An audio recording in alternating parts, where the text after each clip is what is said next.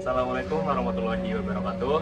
Kami dari kelompok 4 ingin menjelaskan mengenai materi momentum linear. Sebelumnya, perkenalkan saya Muhammad Ibrahim Hanif dengan NIM 24050200042.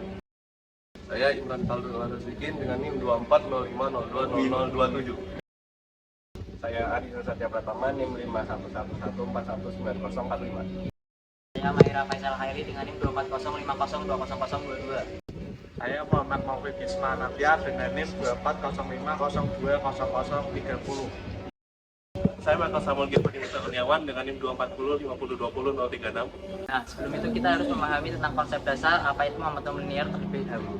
Momentum linear merupakan salah satu konsep dasar dalam fisika untuk memahami benda yang bergerak, terutama pada benda yang bersinggungan atau interaksi antar dua benda.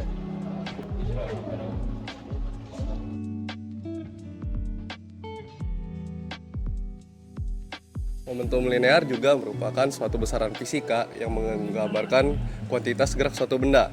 Nah, sederhananya, momentum linear itu menjelaskan bagaimana sulitnya menghentikan suatu benda yang sedang bergerak. Alat dan bahan yang kami gunakan ada trek mobil-mobilan, lalu kardus, dua buah mobil dengan massa yang sama, ada dua buah lagi dengan massa yang berbeda, lalu ada double tip, gunting, handphone untuk stopwatch, lalu ada timbangan dan penggaris. Hal pertama yang perlu dilakukan dalam percobaan kali ini adalah menentukan kecepatan dari masing-masing mobil yang akan digunakan.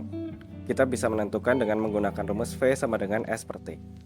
Kemudian, untuk menentukan tumbukan kedua mobil, kita bisa menggunakan mobil pertama yang diturunkan di bidang miring, lalu bertumbukan di bawah, sehingga menghasilkan momentum linear yang akan digunakan. Momentum linear ini dirumuskan dengan persamaan P1 plus P2 sama dengan P1 aksen plus P2 aksen. Langkah awal yang kita lakukan untuk melakukan percobaan momentum linear yakni menimbang dari masing-masing mobil. Lalu yang kedua, kita menyusun lintasan untuk berbentuk sedemikian rupa. Lalu lintasan ini kita gunakan untuk menghitung kecepatan. Bagaimana cara menghitung kecepatan? Kita menggunakan rumus V sama dengan S per T. Untuk S sendiri kita gunakan dalam satu rangkaian ini 30 cm. Lalu kita lakukan percobaan untuk mencari kecepatan.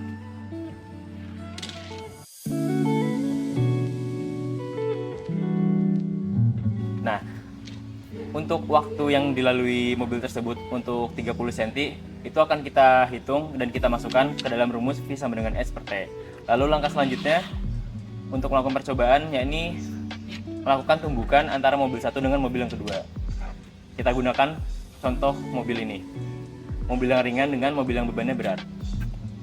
Kita taruh mobil yang ringan di dalam kondisi V sama dengan 0 alias diam, lalu kita tumbuk dengan mobil dengan M yang lebih besar alias berat yang lebih besar.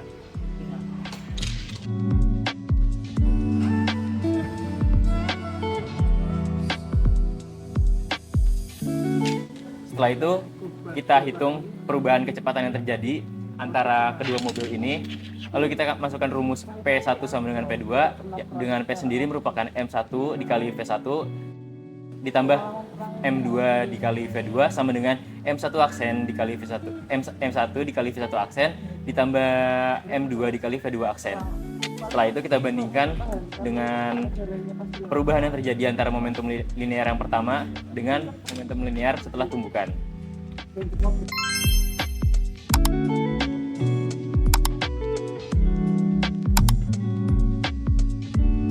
Sekarang kita akan memasuki pada penjelasan kesimpulan. Yang pertama yaitu momentum linear akan terbukti pada percobaan dua benda yang bertumbukan di sistem tertutup di mana momentum sebelum tumbukan dan setelah tumbukan relatif sama. Yang kedua, massa dan benda berpengaruh langsung terhadap besaran momentum. Karena jika semakin besar massa suatu benda dan semakin tinggi juga kecepatannya, maka momentum yang dihasilkan juga akan lebih besar. Yang ketiga, momentum total sistem sebelum dan sesudah tumbukan cenderung konstan. Ada perbedaan sedikit yang disebabkan oleh faktor eksternal. Faktor-faktor seperti ketidaksempurnaan lintasan, gaya gesek, dan akurasi alat ukur dapat menyebabkan perubahan dalam nilai eksperimen sehingga teori yang kita dapatkan dan nilai eksperimen dapat mengalami sedikit perbedaan. Sekian penjelasan dari kelompok kami, semoga apa yang kami sampaikan yang dapat bermanfaat, dan apabila ada kekurangan kami mohon maaf. Sekian dan terima kasih. Wassalamualaikum Warahmatullahi wabarakatuh. Subscribe.